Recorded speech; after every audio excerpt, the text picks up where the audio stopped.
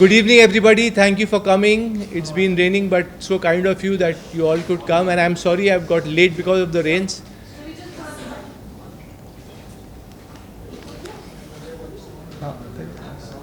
हाँ अभी on है? हाँ अभी on है. Thank you, thank you. Good evening, everybody.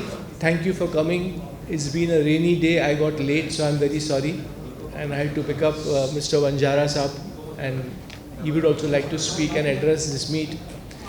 We are all gathered here today. I am here today to announce that I have severed all ties with my family, and I don't want anything to do with them. I don't have anything to do with them. They have been torturing me for years, and I was taking what was just coming to me.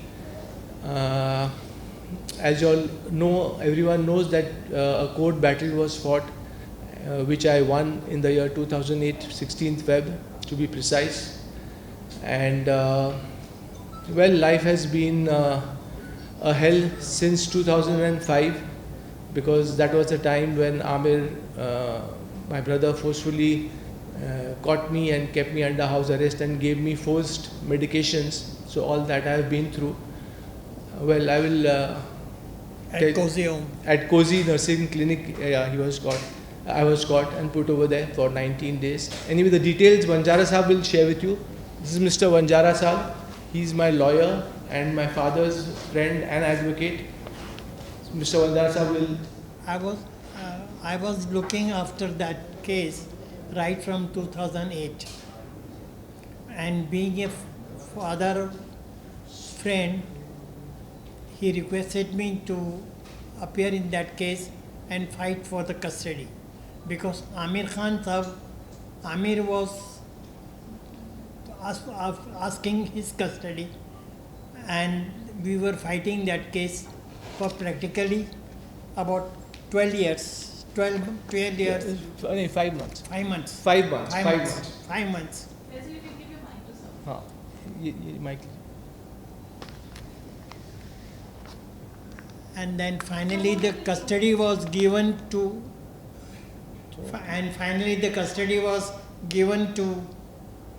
Tahir Hussain Sahab, and then afterward court has allowed the custody to Tahir Hussain Sahab, and then afterward he requested that you should go and take the certificate from the JJ hospital.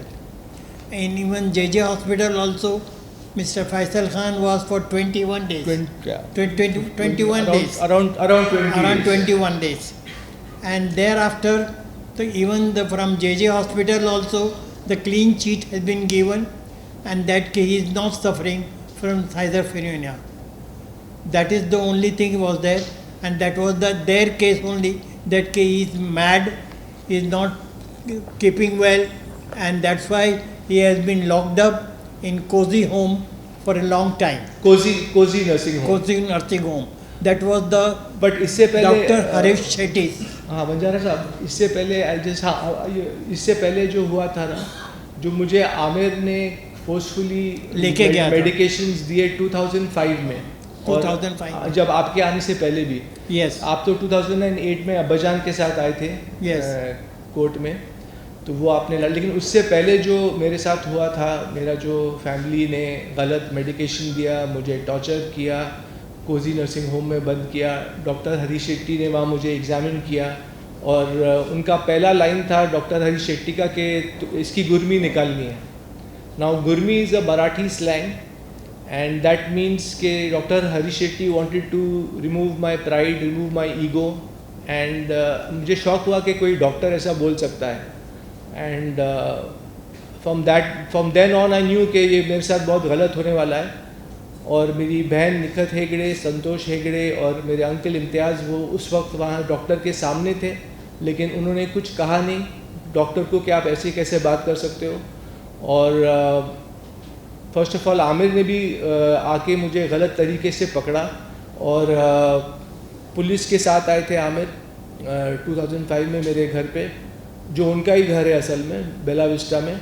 और उन्होंने मुझे धमकी दी कि अगर तुम नहीं चलोगे psychiatrist के पास, तो तुमको दूसरे रूम में डॉक्टर है, वो तुम्हें इंजेक्शन देगा, तुम्हें अनकॉन्शियस करेगा और तुमको ज़बरदस्ती लेके जाया जाएगा मेंटल इवैल्यूएशन कराने के लिए। तो मैं तो शॉक में भी था और मैंने आमिर को उस वक्त बोला कि ये सब करने की क्या ज़रूरत थी, अगर तुमको मेंटल इवैल्यूएशन करना ही था तो मुझे ऐसे ही बोल देते, मैं तो तैयार था। और मैं उस वक्त उनके साथ चला गया कोजी नर्सिंग होम में वहाँ, और उन्होंने मेरा फ़ोन भी ले लिया, मेरे अंकल इम्तियाज़ ने मेरा फ़ोन ले लिया और मैं बिल्कुल लाचार था, हेल्पलेस था और उनके मर्सी पे था, आमिर खान और फैमिली के। और फिर डॉक्टर ने जब ऐसी बात की तो मुझे मालूम पड़ गया कि मेरे साथ बहुत गलत होने वाला है और मुझे हर चीज़ सहनी पड़ेगी। लेकिन उस दिन भी मैंने उन लोगों को कहा था कि मैं एक चींटी हूँ। मेरे सिस्टर निखत और संतोष हेगड़े को मैंने कहा था कि मैं चींटी हूँ इस वक्त, लेकिन एक दिन आएगा जब चींटी भी हाथी को मार गिराएगी, और शायद वो दिन आज आ गया है। मैं सबके सामने ये कहना चाहूँगा कि मेरे साथ बहुत गलत हुआ और मैंने बहुत सहा उनकी और उनके टॉर्चर को सहा मैंने। बहुत ट्रॉमेटिक टाइम था मेरे लिए। तो ये 2005 में मुझे पहले कोजी नर्सिंग होम में बंद किया गया, ज़बरदस्ती दवाएं दी की गलत सलत, और फिर आमिर 19 दिन के बाद मुझे आमिर के घर पे कैद कर दिया गया, जहाँ रूम के बाहर बॉडीगार्ड्स रहते थे और मुझे ज़बरदस्ती दवाएं दी जाती थी।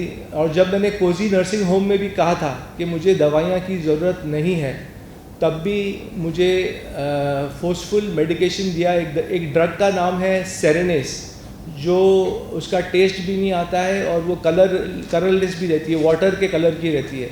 तो वो बॉडीगार्ड सब लोग मुझे वो दवाई देते थे, पानी में इंजेक्शन के थ्रू बॉटल में डालते थे, और मुझे पानी और खाना तो खाना ही था ज़िंदा रहने के लिए।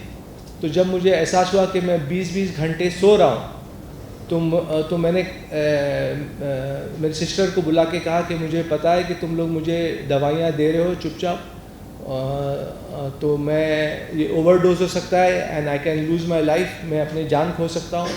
तब मैंने डॉक्टर से रिक्वेस्ट किया और दिक्कत को रिक्वेस्ट किया कि मैं जो आप लोग दवा मुझे फोर्सफुली दे रहे हो, मैं उसको लेने के लिए तैयार हूँ, क्योंकि मैं नहीं चाहता था कि मुझे ओवरडोज हो जिससे मेरी जान को ख़तरा था। तो ये सब टॉर्चर हुआ। फिर आमिर के घर पे मुझे 1 साल बंद किया गया ज़बरदस्ती, और दवाएं तभी भी चालू थी। तो फिर मेरा वज़न भी बढ़ते जा रहा था, 103 किलो हो गया था मैं।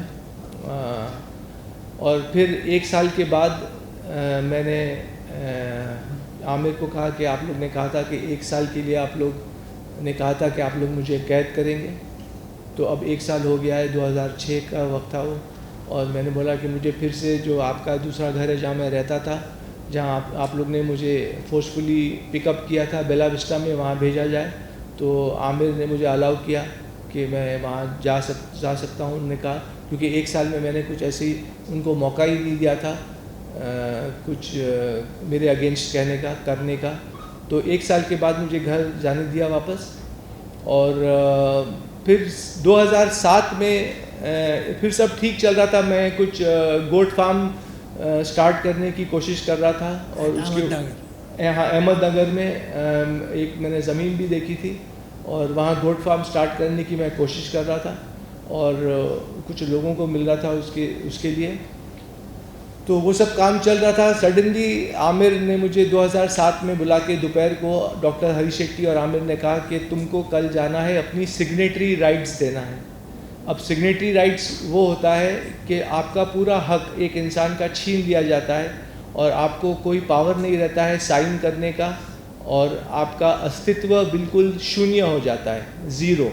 मतलब आप एक आदमी हैं, आप जी रहे हैं, लेकिन आप कुछ कामकाज नहीं कर सकते, कोई चेक साइन नहीं कर सकते, कोई एग्रीमेंट साइन नहीं कर सकते।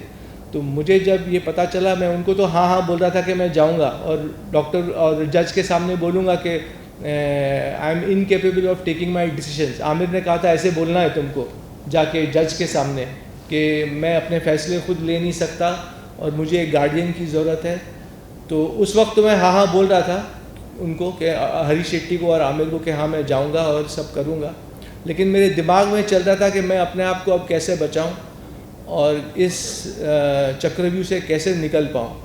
और तब मैंने फ़ैसला किया घर जाकर कि मैं घर छोड़ दूंगा और मैं घर से निकल गया, क्योंकि अब मुझे पता चल गया था कि मेरी फैमिली को मुझे टेक ऑन करना पड़ेगा। मेरी फैमिली मेरे ख़िलाफ़ है और मुझे अपनी फैमिली के सामने लड़ना पड़ेगा, खड़ा होना पड़ेगा। और तब मैंने फ़ैसला लिया घर छोड़ने का, और मैं अपने दोस्त एक इंस्पेक्टर हैं मिस्टर सनके, उनको मिला और उनसे मैंने राय ली कि मैं ऐसे ऐसे फंस चुका हूँ, मेरी फैमिली मुझ पर जुल्म कर रही है। उनको सारा मामला मैंने बताया।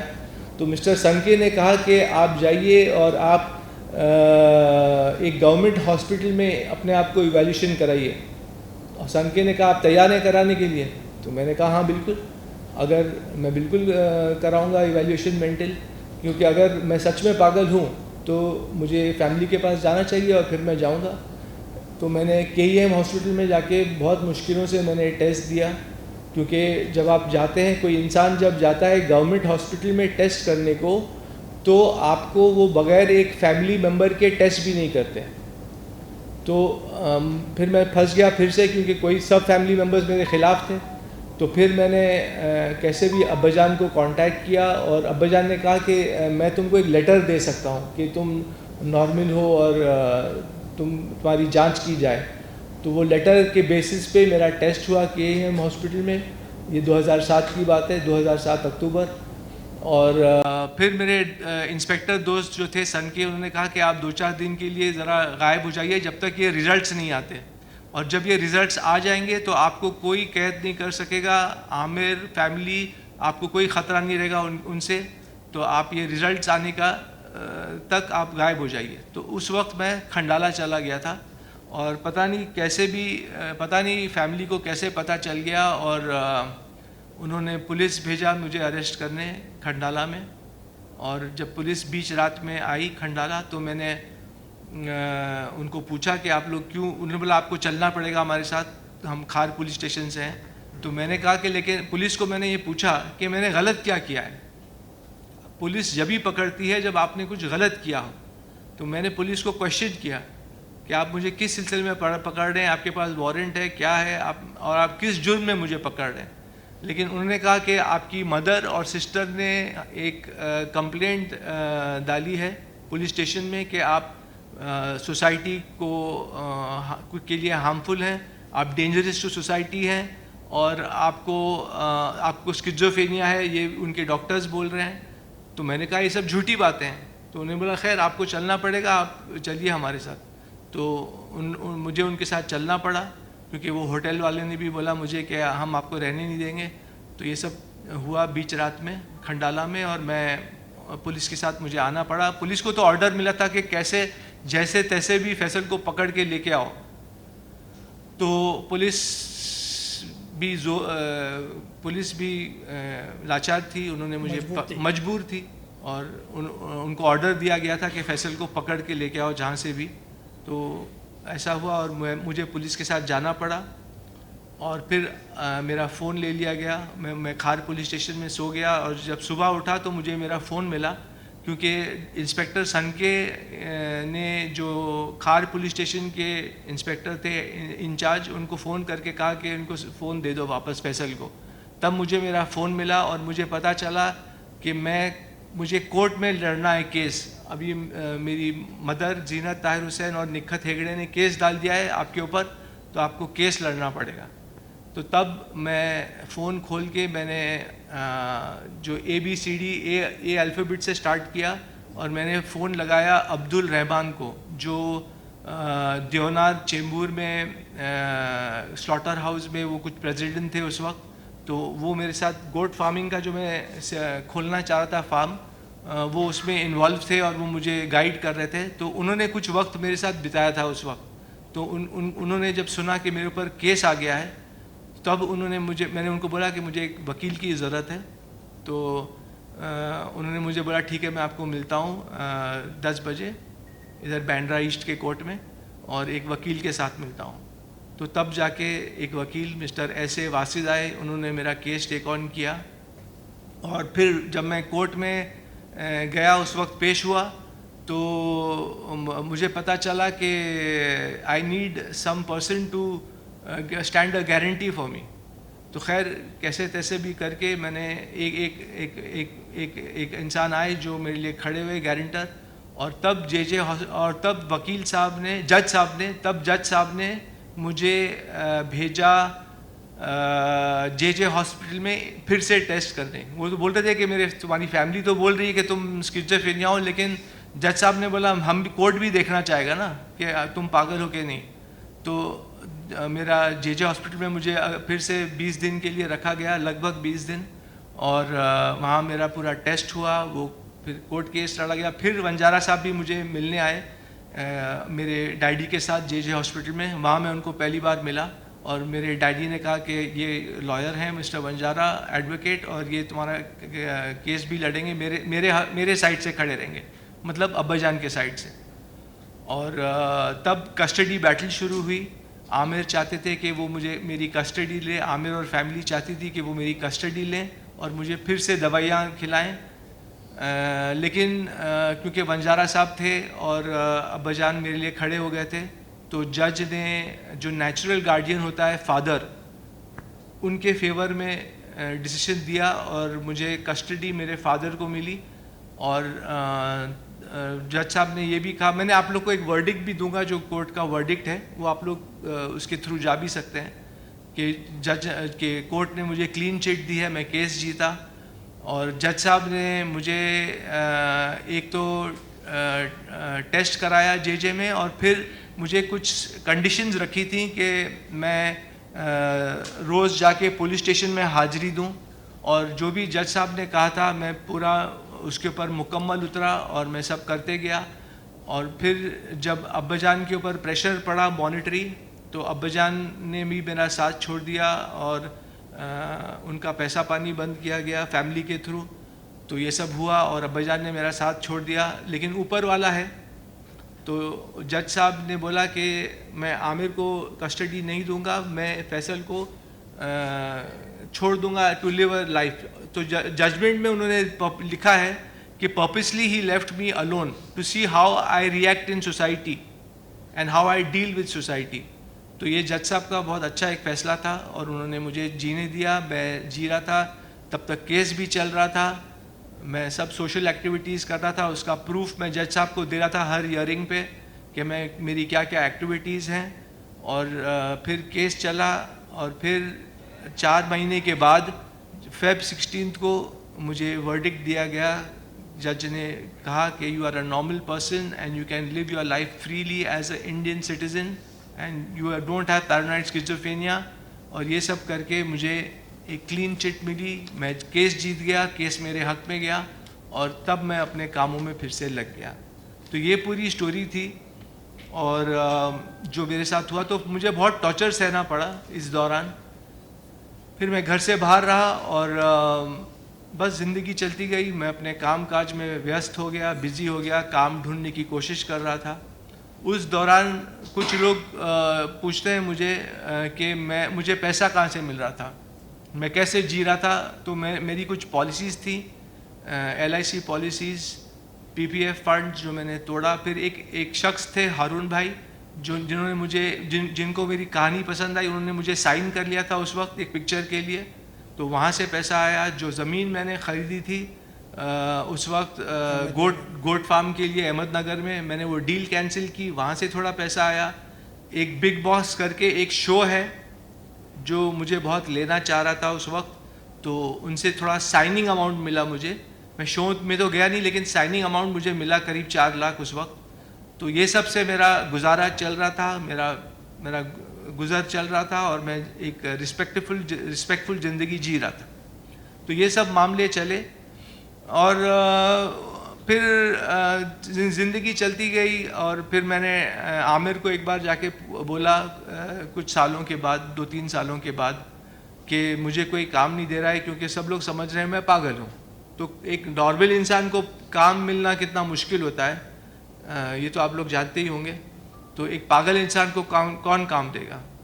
तो आमिर ने मुझे बोला ठीक है। मैंने बोला अभी तुमको मुझे रखना पड़ेगा। तो उन्होंने मुझे स्क्रिप्ट डॉक्टर की नौकरी दी 30,000 महीने पे, और मैं अपना काम कर रहा था और चला रहा था अपने रोज़मर्रा की ज़िंदगी। तो इस हिसाब से ज़िंदगी चलती गई। लेकिन आज तक भी दुनिया को कुछ डाउट है कि मैं शायद एक नॉर्मल इंसान नहीं हूँ। मुझे आज तक वो झेलना पड़ता है वो समाज के सामने, और मुझे काम मिलना मुश्किल हो जाता है। हालांकि मैंने आगे चलकर एक फ़िल्म भी की, चिनार दास्तान-ए इश्क, जिसमें मैं लीड रोल था। वो 2015 में रिलीज़ हुई और मैं कहानियों पर काम कर रहा था, मैं लिख रहा था। फिर बाद में एक पिक्चर मेरे और बनी, डेंजर अहेड करके, जिसके डायरेक्टर थे फैसल सैफ लेकिन वो गुजर गए और पिक्चर अभी तक रिलीज़ नहीं हो पाई। तो फैसल सैफ ने वो पिक्चर, मैंने शूटिंग कंप्लीट कर दी है वो पिक्चर की, उसका पोस्ट प्रोडक्शन थोड़ा बाकी है, लेकिन वो पिक्चर भी रेडी है। इस बीच में मैंने सोचा कि दुनिया जो भी सोचती है मेरे बारे में कि मैं मेंटल इंसान हूँ, मैं पागल इंसान हूँ, कोई बात नहीं, मैं अपने काम से प्रूव कर दूंगा कि मैं क्या हूँ। तो इस बीच में मुझे मौका मिला और मैंने फैक्ट्री पिक्चर डायरेक्ट की, उसमें एक्ट भी किया और उसमें गाना भी गाया, उसमें राइटिंग में भी इन्वॉल्व था। प्रोड्यूसर्स भी नए थे वो प्रोजेक्ट के, फैक्ट्री पिक्चर के, तो मैं प्रोडक्शन के भी डिसीजंस लेता था। तो पूरा भार फैक्ट्री का मेरे ऊपर आ गया था। मैंने एक पिक्चर बना दी फैक्ट्री, उसको रिलीज़ भी कर दी ऊपर वाले की मर्ज़ी से। और यही मैंने चाहा कि दुनिया ये देखे कि अगर मैं वाकई एक पागल इंसान हूँ तो मैं एक पिक्चर कैसे बना सकता हूँ, इतना मेहनत करके, उसमें एक्ट भी करके, डायरेक्ट भी करके। उसमें प्रेशर बहुत था मुझे, क्योंकि मैं दोनों काम संभाल रहा था। लेकिन मैंने कहा कि चलिए मैं अपने काम से ही प्रूव करूँगा कि मैं पागल हूँ या नहीं हूँ। तो ये सब काम चलता गया। और अब जब एक इंटरव्यू आया, तो ये तो 2021 की बात थी, वो पिक्चर भी रिलीज़ हो गई फैक्ट्री। अब मैंने कुछ प्रोजेक्ट्स लिखे थे लॉकडाउन में जो मैं स्टार्ट करना चाह रहा था। तो मैंने एक इंटरव्यू दिया पिंक विला में, और वो इंटरव्यू के बाद फैमिली वाले नाराज़ हो गए मुझसे। और मैंने इंटरव्यू को इसलिए नहीं रोका, मेरे सवाल पूछने से जो मेरे फैमिली के बारे में पूछ रहे थे, क्योंकि मुझे सच को बाहर लाना था।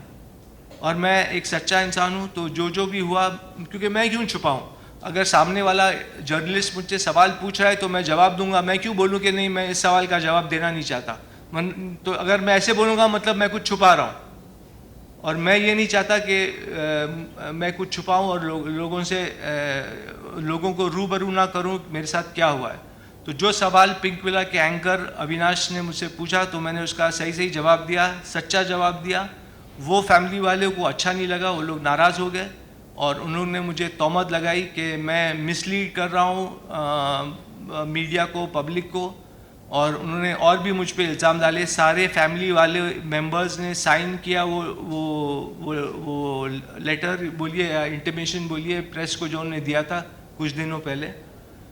तो मैंने फिर उसका जवाब ये दिया कि मैं फैमिली से अलग हो रहा हूँ, और मैं ऐसी फैमिली में चाहता नहीं जो मुझे नुकसान पहुँचा रही है, जो मुझे हार्म कर रही है और मुझे बार बार रोक रही है आगे बढ़ने से।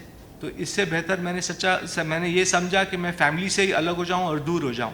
तो इसलिए मैंने पब्लिक नोटिस जारी की न्यूज़पेपर्स में, जिसमें ये कहा है कि मैं अपने फैमिली से दूर हो रहा हूं, अलग हो रहा हूं, और मैं अपना फ्री ज़िंदगी बग़ैर किसी प्रेशर के मैं जीना चाह रहा हूं। तो ये पूरा हुआ है, और इसलिए मैं अपना हक, अपना पहलू सामने रख रहा हूँ आप लोग के सामने, मीडिया के सामने, ताकि दुनिया को पता चले कि मेरे साथ क्या क्या हुआ, क्या क्या गलत हुआ। तो that is all I would like to say. उससे पहले वो जो आपने ताहिर हुसैन साहब का वो जो बीमारी हुई थी और वो हॉस्पिटल में थे, आप बताइए। बिफोर दैट इसको ऐसे Before that, Mr. Tahir Hussain was in Leelavati Hospital. He asked me, Mr. Banjara, I want that Mr. Santosh Hegde and other person, that is Nikat, should not come to me in the hospital. I don't want to see them, their faces, and want to take off anyone advice. You please see that they should not come. That was the person, Santosh Hegde, and the Nikat, as they were involved with the family members and teaching them bad things and putting the bad things in the Amir ears. So it's what he wanted, that they should not come to in the hospital. But according to me, being a Amir, though he is an intelligent person, make a good film also, and he came under their impressions and listened to them, especially Santosh Hegde and Nikat. That is the only thing I want, and I want to request you that accordingly, on the point of now that Mr. Harish Shetty, he is a renowned psychiatrist. I will be seeing that on that point, and will be writing to the medical council that his license to be cancelled as a doctor. That is our request. That is, I am telling on behalf of Mr. Faisal Khan. That we will be doing, and after that, after the public notice, we wanted to file a writ petition in the Honorable High Court after the 30 days of the public notice, and accordingly notice will be issued to them, and in that writ petition they have to file their affidavit. There is no alternative. They have to come out openly and say that. And once we'll get the writ petition filed in the High Court, then we'll get, inshallah, good order accordingly, which we have got from earlier from the Bandra 9th Court on 16 to 2008. I think so, 16 to 2008. Feb 16th, 2008. 16 to Yeah, yes, Feb 16, 2008. And I have got the copy of that also. इनको भी copy दी जाएगी And सब. I'll be giving this copy to everyone. दूसरी बात यह है कि एक पॉइंट में आप लोगों को एक और बताना. इम्पोर्टेंट पॉइंट ये था कि in between mister Tahir Hussain साहब was very much sick. Tahir Hussain Sahab very much sick. मैं पकड़ता हूँ. Tahir Hussain Sahab very much sick, and then he was not able to control his urine. So Amir Khan and Nikat and Santosh Hegde forced Mr. Tahir Hussain Sahab that you first give. There was one woman to whom he has got married earlier, that is Mrs. Shahnaz. She was a Bori. You give divorce to her, and then only we'll take you to the hospital, and then we'll see that your medical treatment will be given. That is a very bad thing which I came to know afterwards, but because I was not involved in the family matters and all these things, but I came to know in the last time from the mouth of the Mr. Nasir Hussain Sahab. That is the only thing. And I asked him that you married Mr. Shahnaz, so what was your mahar and iddat amount? Whether you have paid or not. So bole, no, I have not paid. That is a pressure, and that was these things on my head which I have to do it. But unfortunately, he could not do it. That is the only thing. And then after High Court filing in the petition in the Honorable High Court, then accordingly we'll move to the Medical Council to cancel the license of Mr. Harish Shetty, who is the renowned psychiatrist. That is my humble thing which I want you people to mention in your press conference. Thank you. और दूसरी बात यह है कि आप लोग पूछेंगे कि फैमिली ऐसे ही क्यों टॉर्चर करने लग गई। तो जो मेन मुद्दा था, मेरा एक डाइवोर्स हो चुका था। मेरा एक शादी हुई थी 2002 में एक लड़की के साथ, और 2002 जनवरी में मैं उनको मिला था, वो लड़की को। फिर अगस्त में मेरी शादी हुई और दिसंबर 2002 में मेरा डिवोर्स हो गया। तो तब से मेरा फैमिली प्रेशर डाल रहा था मुझ पर कि मैं मेरी आंटी से शादी करूं, फैमिली में मेरी मदर की फर्स्ट कज़न, और मैं ये बिल्कुल नहीं चाह रहा था। तो उन लोग ने उस वक्त से मुझ पर प्रेशर डालना शुरू किया, और वो प्रेशर डाल के उस वक्त से उन्होंने मुझे प्रेशर डालना शुरू किया कि शादी कर लो, शादी कर लो, शादी कर लो। और मैं अपने काम में लगा था और मैं बिल्कुल इंटरेस्टेड नहीं था शादी करने में। तो उसको लेके फैमिली के साथ मेरे काफ़ी बहस उज्जत होती थी, अनबन होती थी। तो इसलिए मैं फैमिली से दूर रहने लगा था, क्योंकि अगर मैं वहाँ बैठता तो लड़ाई झगड़ा होता, और मुझे लड़ाई झगड़ा बिल्कुल पसंद नहीं है। तो इस मुद्दे को लेकर मैं फैमिली से दूर भी जाने लगा था। और तब उन लोग ने ये कहा कि ये पागल हो गया है, क्योंकि मैं फैमिली को नहीं मिल रहा था। मैं पूरी दुनिया में उठ रहा था, बैठ रहा था, लोगों को मिल रहा था, सिर्फ फैमिली से अलग था। तो फैमिली को ये गुस्सा आ गया कि, और मदर को गुस्सा आ गया कि वो मैं मेरी आंटी से मैं शादी नहीं कर रहा हूँ।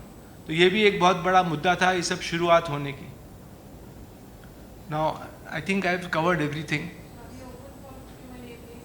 We are open for Q&A। अब ये जो सवाल पूछेंगे।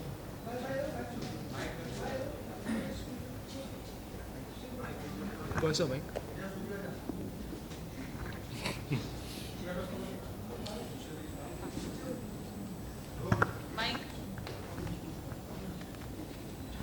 फैसल जी, आप लोगों ने साथ में काम किया था, आपने और आमिर ने जी। उस वक्त तक क्या सब सही था, और क्या उसके बाद से चीज़ें गड़बड़ होने लगी? क्या आपने रियल रीज़न पूछा कि यही रीज़न जो आपने बताया यही था, कि इसके अलावा भी नहीं, इसके अलावा भी रीज़न हो सकता है कि आमिर ने, जब मेरी पहली पिक्चर मधोश बन रही थी 1992 में शूटिंग शुरू हुई थी, अब्बाजान ने वो प्रोड्यूस किया था मेरे लिए, डैडी ने।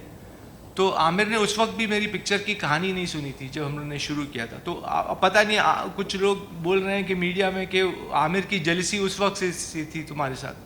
तो शायद वो जेलसी बढ़ते बढ़ते उसका ये रूप हो गया कि मेला के बाद जब मेला रिलीज़ हुई तो मतलब मेरा काम थोड़ा ज़्यादा अच्छा लगा लोगों को। तो ये लोग मुझे कहते हैं आज तक कि तुमने ज़्यादा अच्छा, तुमने बेस्ट काम कर दिया मेला मूवी में। तो शायद आमिर को और भी जेलसी बढ़ गई होगी, क्योंकि मेला के परफॉर्मेंस के बाद ही आमिर ने मुझे बोला कि फैसल तुम्हें एक्टिंग नहीं आती है, तुमको एक्टिंग छोड़ देनी चाहिए। तो he was not encouraging at that time. तो मे be what I heard that he was jealous and he was, कुछ सिबलिंग राइवलरी रही होगी जिसकी वजह से उन्होंने ये कदम उठाया, and could be possible, yes. Next. Sir, आपने ऑलरेडी नोटिस में लिखा है कि I don't accept any monthly allowance from army hereafter, पर अभी जब आपने प्रेस कॉन्फ्रेंस के दौरान बोला तो आपने इस बात का कोई जिक्र नहीं किया कि आपको कोई मेंटेनेंस या अलाउंस उनकी तरफ से मंथली मिलता है। जी, ये अच्छा सवाल आपने पूछा। नहीं, मुझे एक मेंटेनेंस मिलता था जब मैं घर वापस लौटा। तो पहले तो मुझे 30,000 पगार मिलती थी, जो मैं स्क्रिप्ट डॉक्टर था मैं, तो तब मिलती थी। फिर आमिर ने एक दिन मुझे बुला के बोला कि फैसल मैं तुमको नौकरी से निकाल रहा हूँ, तो no need to come to the office. तो मे be he felt I was not working hard enough और वॉट एवर। तो शायद उन्होंने वो कदम उठाया। तो अब मेरे पास पैसा कहाँ से आए, क्योंकि दुनिया तो अभी तक मुझे पागल समझती है, तो कौन काम देगा। तो फिर मैंने आमिर से बहस उज्जत की एक दिन, और मैंने बोला कि you will have to give me a monthly sustenance till I don't stand on my 2 feet, because तुम्हारी वजह से मैं पागल करार किया गया हूँ। तो उन्होंने अग्री किया और उन्होंने बोला कि ठीक है, मैं मंथली तुमको अलाउंस दूंगा। तो वो अलाउंस तय हुआ, तो मुझे मिलता था। तो अब जब मैंने घर छोड़ दिया, जब मैंने पब्लिक नोटिस जाहिर की, तो मैंने ये फैसला लिया है कि ना मैं उनके घर में रहूँगा और ना मैं उनसे मंथली मनी लूँगा। जो है ऊपर वाला देगा। मैं मेहनत करूँगा, मैं अपना जो भी मैंने सीखा है फिल्म लाइन में, मैं एक पिक्चर डायरेक्ट भी कर चुका हूँ, तो मैं डायरेक्शन की तरफ जा रहा हूँ। और मैंने एक नए प्रोजेक्ट पे भी काम की है, कुछ एक्टर्स को भी हम लोग ने सुनाए हैं कहानी, जो अभी मतलब 14 एक्टर्स हमारे लिए राज़ी भी हो गए हैं। तो मैं अपना खुद मेहनत करूँगा, और अगर ऊपर वाला चाहेगा तो मैं पिक्चर भी डायरेक्ट करूँगा और एक्टिंग भी कर सकता हूँ, कुछ रोल्स ऑफर होंगे तो I am open to everything. एक और पॉइंट, तो अभी मैं पैसा नहीं लूँगा आमिर से, ना उनके घर में रहूँगा। एक और पॉइंट था कि आपने कहा कि मुझे बिग बॉस का साइनिंग अमाउंट मिला था, जी। एंड वी ऑल नो कि Aamir and Salman are both in good terms, तो Right. क्या वजह थी कि साइनिंग अमाउंट मिलने के बाद भी आप बिग बॉस हाउस में? हाँ, तो उस वक्त भी बिग बॉस का जो मुझे मिला था साइनिंग अमाउंट, सडनली मुझे निकाल दिया गया वहाँ से। तो मुझे पता चला कि आमिर ने कुछ स्ट्रिंग्स पुल किए, और उनकी वजह से ही मुझे निकाला गया। जब उनको पता चला कि मैं बिग बॉस में जाऊंगा उस वक्त, और मैं सब दुनिया के सामने अपना जो भी पेश करूंगा, जो आज मैं पेश कर रहा हूँ, तो वो डर गए और उन्होंने मुझे बिग बॉस से निकाल दिया। तो only he could have used his pull and power to remove me from Bigg Boss, वरना मैं वो शो भी करता। और कुछ मेरा सवाल आपसे, जिस तरह से फॉल्स एलिगेशन और चार्जेस लगाए गए हैं फैसल पर थ्रू हिज फैमिली, और अनसाउंड माइंड डिक्लेयर किया है उनको, बट कोर्ट के वर्डिक्ट ने उनको फ्री और फिट एंड फाइन कर दिया है। बट अगर आगे जाकर ये अगर केस फाइल करते हैं अपनी फैमिली के अगेंस्ट, तो what will be the punishment to this family? There is no punishment. We cannot say. She is asking about the writ petition, I think. What is the consequences of the writ petition? Consequences, yes. Consequences of the writ That will petition. be filing in the writ petition in the Honorable High Court, and they have to file their reply after notice to them. And that is the only thing. Then we'll come to know that what is the reply incoming. So what was their real intention? What was their real intention? You will come to know when they file the reply. But उससे कुछ consequence नहीं होंगे ना, उससे मतलब वो jail well नहीं जा सकते ये लोग। Face नहीं करेंगे consequences, उनकी नहीं। family जिस तरह Just to get my Only freedom. thing that we'll get the order from the High Court or in the writ petition that now henceforth they should not, Mr. Interfere. Amir, Santosh Hegde, Nikat and other people should not interfere in the life of Mr. वो एक Faisal. Legal, देखिए जैसे मैंने एक public notice जाहिर किया तो ये लीगल नहीं था, ये मेरी तरफ से एक नोटिस जाहिर किया गया था। लेकिन रिट पेटिशन लीगली कटिंग होगा, उनको कुछ कॉन्सिक्वेंसेज नहीं होंगे, मतलब उनको ना कुछ सज़ा होगी ना कुछ होगा, लेकिन that will be a legal step that I am cutting all ties and you can't interfere in my life. And from the higher court we'll get the order after public notice. But there is no precedent कि जो past में आपके साथ हुआ उनके लिए punishment मिला उन्हें? क्योंकि आपके फादर ने तो आपको फिट एंड फाइन डिक्लेयर जी, किया था, जी। आपको भी मेडिसिन दिए गए थे, आपको पागल करार दिया गया था, उसके बाद आपको तो- लॉक किया गया था घर में। तो ये सारी जो साजिशें रची गई थी आपके अगेंस्ट और आपको बंद किया गया था, तो उनके खिलाफ ऐसी कुछ कोई उसके लिए कुछ सज़ा मिल सकती हो? नहीं, रिट पिटीशन में सजा का नहीं, बट हमने Only वो thing- हमने जो केस लड़ा था, वो जो हम लोग ने पहले जो 2007 और 8 में केस लड़ा था, वो उसमें हम लोग ने कुछ फाइल नहीं किया कि हमको कुछ कॉम्पेंसेशन चाहिए या उनको कुछ उनके खिलाफ हमने किया नहीं था। And I don't no, I was not interested in, I just wanted कि मेरा पीछा छूटे इन लोगों से और मैं अपने काम में जीऊँ और अपना काम करूँ। तो मेरा इंटेंशन ये नहीं था कि मैं उनको सज़ा दूँ या उनको कुछ वो दूँ। सज़ा तो ऊपर वाला देगा, सज़ा मैं क्या सज़ा देंगे, लोग क्या सज़ा देंगे, जो सज़ा देना है वो ऊपर वाला देगा। वो हम लोग सब हैं दुनिया में, देखेंगे कि क्या होता है आगे। तो मुझे तो जान छुड़ानी थी, अपनी जान बचानी थी, ना कि उनको सज़ा देना था। But how is it that Faisal, you say like Bollywood में एक तो आपने openly बात की है, जी। बहुत बड़ी बात है। Easy होगा आपके लिए आगे बढ़ना Bollywood में? What do you think? नहीं, I am going to try my best and again I believe in God a lot. तो क्या होता है कि मैं खुदा ऊपर वाले में, भगवान में बहुत मानता हूँ। तो भगवान ही रोटी देता है, भगवान ही हमको हर सांस देता है, तो वो ही हर चीज़ करेगा। अगर उसने मुझे इस धरती पे लाया है तो उसकी भी जिम्मेदारी होगी कि फैसल को आज खाना कहाँ से मिलेगा और फैसल का काम आगे कैसे बढ़ेगा, वो उसकी जिम्मेदारी हो जाती है। और अगर होना है तो होके रहेगा, नहीं होना है तो नहीं होगा। और जब अल्लाह ताला इतनी बड़ी यूनिवर्स को संभाल रहा है, इतने लोगों को संभाल रहा है और वो बहुत रहीम और करीम है, तो व्हाई नॉट टू फैसल। वैसे फैमिली में कोई भी आपके साथ नहीं? फैमिली में डैडी मेरे साथ थे जब तक उनको ऊपर मॉनेटरी प्रेशर नहीं पड़ा था, उनका फाइनेंशियल रोका नहीं गया था, तो वो मेरे साथ थे। लेकिन और कोई फैमिली में साथ नहीं है, because I think they all, I don't know, maybe they want to be with Aamir, and money is where the money is there everyone wants to be. So maybe they are supporting Amir, and maybe Amir is doing some favors for them. Maybe Amir is making some movies for them.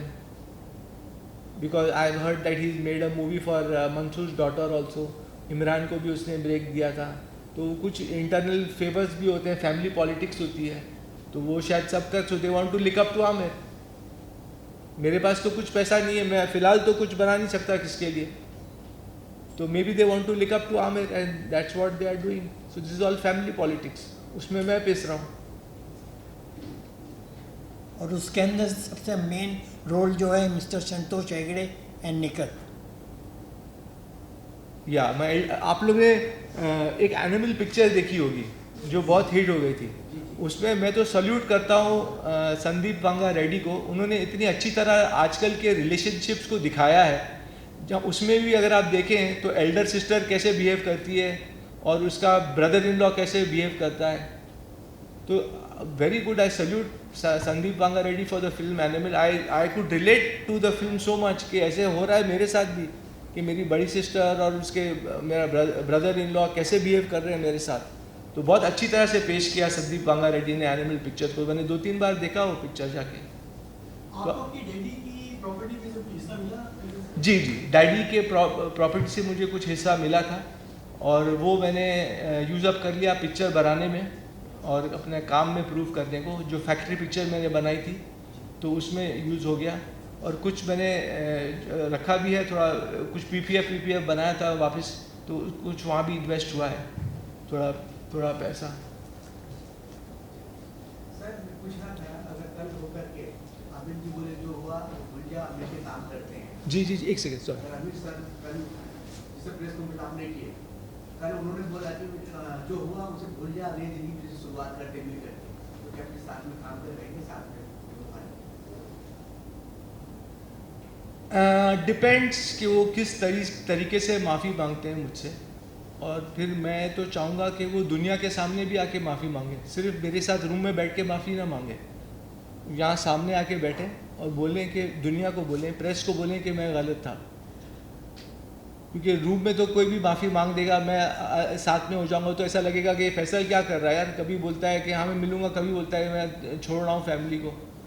आके दुनिया के सामने अगर गलती तुम इकरार करोगे तो ही मैं माफ़ करूँगा, वरना मैं माफ़ नहीं करूँगा। आमिर की आपको कतली और करनी में फर्क नहीं लगता? उनकी इतनी सितारे जमीन पर जी, जो स्पेशल जाके को बोलते हैं कि सोसाइटी से मिले, हाँ। वहीं आपको चाहते हैं आप सोसाइटी से दूर हो जाएं।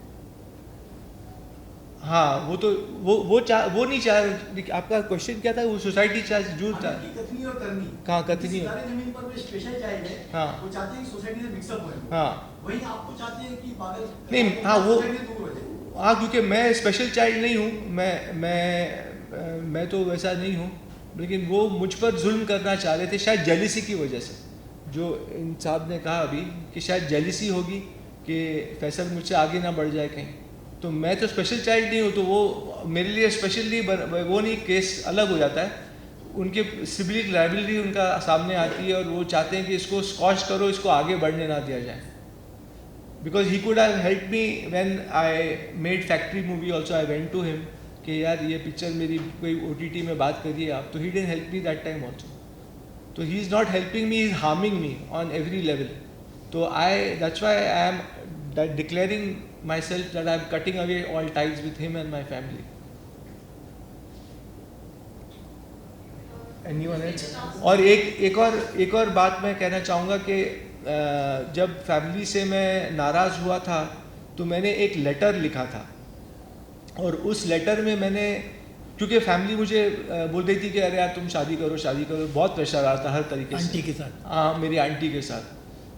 तो मैंने एक लेटर भी लिखा, उसमें मैंने ये लिखा मैंने हर फैमिली मेम्बर की मैंने उसमें उस लिखा कि तुम क्या हो, तुम क्या हो, तुम क्या हो।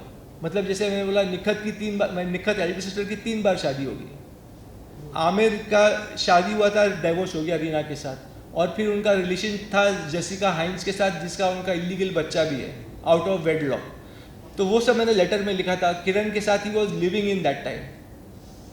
फिर my father had got married twice, फिर my cousin sister had got married twice and divorced and married and divorced and married. तो मैं बोल रहा था यार तुम लोग मुझे क्या सलाह दे रहे हो, मतलब let me live my life how I want. तो उस लेटर में मैंने काफ़ी उनको सुना भी दिया, थोड़ा अब्यूजिव लैंग्वेज भी यूज कर दिया क्योंकि मैं गुस्से में था। तो वो भी उनको बुरा लग गया होगा शायद कि ये तो अपना सच्चाई बोल रहा है अपने साथ। जो सच्चाई बहुत कड़वी होती है, तो वो फेस नहीं कर पाए। तो ये सब लेटर पे मैंने लिख दिया, तो उन लोग का गुस्सा बढ़ गया, इसलिए लड़ाई झगड़ी बनाया, छोड़ो मिलते ही नहीं। तो अब वो लोग प्रेशर डाल के बोला ये पागल हो गया, इसको पागल घोषित कर दो। तो ये सब फैमिली पॉलिटिक्स की वजह से भी ये सब हुआ था। तो आई think I have given quite a bit of explanation. और कोई सवाल है? नहीं, सही भी होंगे, नहीं सही है, इल्जाम नहीं है। व्हाट इज द फैक्ट ही से, क्योंकि कोर्ट का हमको वर्डिक्ट मिला है, हम इल्जाम नहीं लगा रहे हैं, ये हुआ है सब। अभी हाल फिलहाल में हमने ये देखा कि आमिर खान ने उनकी टीम की तरफ से एक स्टेटमेंट आया था जी। उसके बाद आप लीगली जा रहे हैं आगे? नहीं, जो स्टेटमेंट आया था उसके बाद ही तो मेरा स्टेटमेंट आया कि मैं पब्लिक नोटिस दिया कि I am cutting all ties, I don't want to be with liars and all that. तो they are liars and they are misleading the press and the public, so I am cutting out all ties because they give a wrong reaction that I was lying. So I do not mix with hypocrites and liars, and that's why I gave the public notice that I want to cut all ties with the family. And मेरा verdict भी आप लोग पढ़िएगा क्या है। Public notice के बाद आमिर खान के फैमिली की तरफ से किसी का कॉल आया आपको? आज मेरी बहन का फोन बहुत आ रहा था, फरत का, because I was holding a press conference. I have got the on my phone, I can show you how many times she's called me.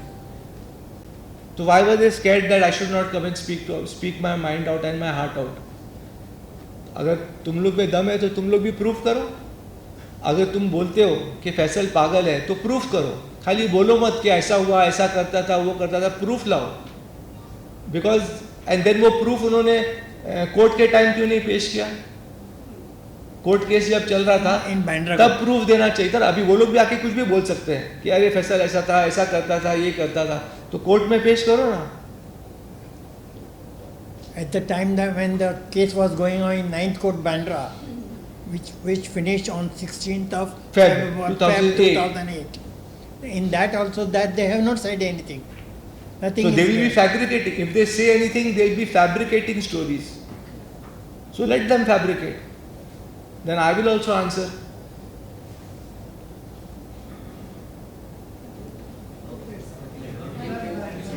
हो गया? Yeah, I think everyone has got the answers and everyone has asked their questions. जी जी आपने नीला picture में बहुत अच्छा काम किया था, तारीफ भी थी, सब हुआ था। जी। आपको दूसरे किसी निर्माता या निर्देशक ने कभी कोई ऑफर किया काम करने के लिए? जी मैंने जब मेला पिक्चर रिलीज हुई और मेरा काम लोगों को पसंद आया तो मैंने बहुत कोशिश की, प्रोड्यूसर्स के पास गया, सबको मिला कि मुझे कुछ काम मिले, लेकिन किसी ने काम दिया नहीं। तो फिर मैं मायूस होकर मैंने सोचा चलो बड़े प्रोडक्शन हाउस, बड़े लोग नहीं दे रहे हैं तो मैंने कुछ छोटी पिक्चरें की, क्योंकि छोटी पिक्चर भी कभी कभी निकल जाती है। तो मैंने बस्ती, काबू, बॉर्डर हिंदुस्तान का, चांद बुझ गया, ये सब पिक्चरें की। उस वक्त छोटी पिक्चरें थी, लेकिन मैंने सोचा कि चलो काम करते रहो, क्या पता क्या हिट हो जाए। तो मैंने काम नहीं रोका। फिर मैंने जब छोटी पिक्चरें मेरी नहीं चली तो मैंने टीवी सीरियल की तरफ भी मैं गया। मैंने आंधी टीवी सीरियल किया, तो मैं लगातार कुछ ना कुछ काम कर ही रहा था। उस बीच में ये प्रॉब्लम शुरू हो गया, शादी करो शादी करो शादी करो वाला। तो फिर वो सब प्रॉब्लम शुरू हो गया। नहीं, मैं जब देखिए क्या होता है ना, हर चीज़ का एक वक्त मुकर्रर है। जब मैं केस जीता तो उस वक्त भी मैंने सोचा था कि शायद मैं करूँ, मेरे दिमाग में ही नहीं आया कि मुझे प्रेस कॉन्फ्रेंस करना चाहिए, क्योंकि मैं स्कीमिंग आदमी नहीं हूँ, मैं शातिर नहीं हूँ। तो मैंने सोचता था कि यार कभी आएगा कि नहीं बाहर के लोगों को मालूम पड़ेगा कि नहीं कि मेरे साथ क्या हुआ है। लेकिन मुझे क्या लगता है कि हर चीज़ का एक वक्त मुकर्रर है ज़िंदगी में, वो मेरे हाथ में भी नहीं है। तो वो इतने साल के बाद, अभी जैसे मैंने एग्जाम्पल देता हूँ आपको, मैं असिस्टेंट डायरेक्टर के तौर पे इंडस्ट्री में आया था, क़यामत से क़यामत तक जुईता वही सिकंदर और तुम मेरे हो। लेकिन फिर मैंने डायरेक्ट किया फैक्ट्री इतने सालों के बाद, तो क्यों किया वो भी मुझे नहीं, मैं तो डायरेक्शन में जा रहा था, बट पता नहीं, मैं उस बाद एक्टिंग में चला गया। अब वो क्यों हो रहा है वो ऊपर वाला जानता है। आज वो प्रेस कॉन्फ्रेंस होना था तो हो गया, और आप लोग सब यहाँ हैं। और जब वक्त, हर चीज़ का वक्त मुकर्रर है ज़िंदगी में, जैसे ज़िंदगी और मौत का भी वक्त मुकर्रर है। आप ये नहीं बोल सकते कि मैं कल मर ही जाऊँगा या मैं कल पैदा ही हो जाऊँगा, वो मुकर्रर है वक्त, वो होना है तो वो होगा।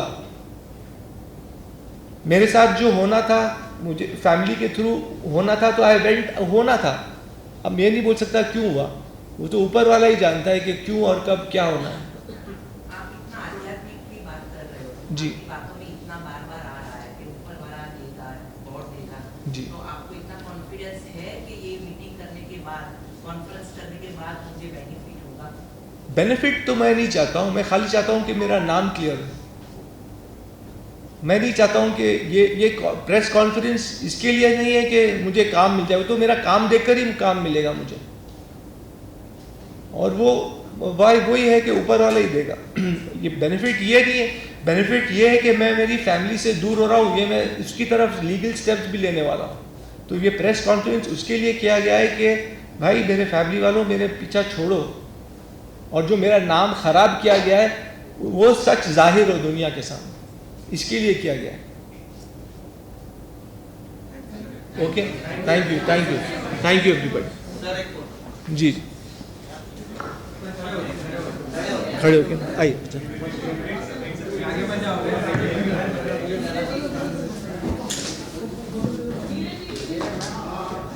राइट पे देखिए, राइट सर यहाँ पे नीचे थोड़ा राइट पेपर के साथ, पेपर के साथ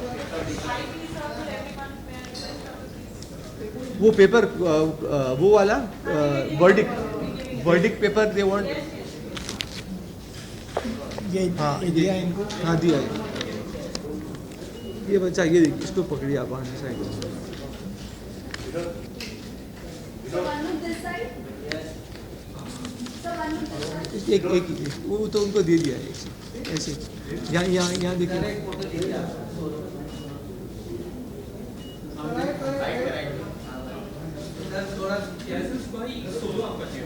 सोलो भी,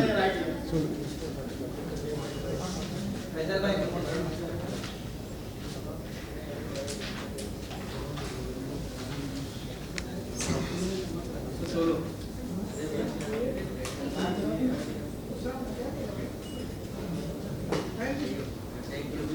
thank you, thank you, thank you. बहुत सब नहीं, बहुत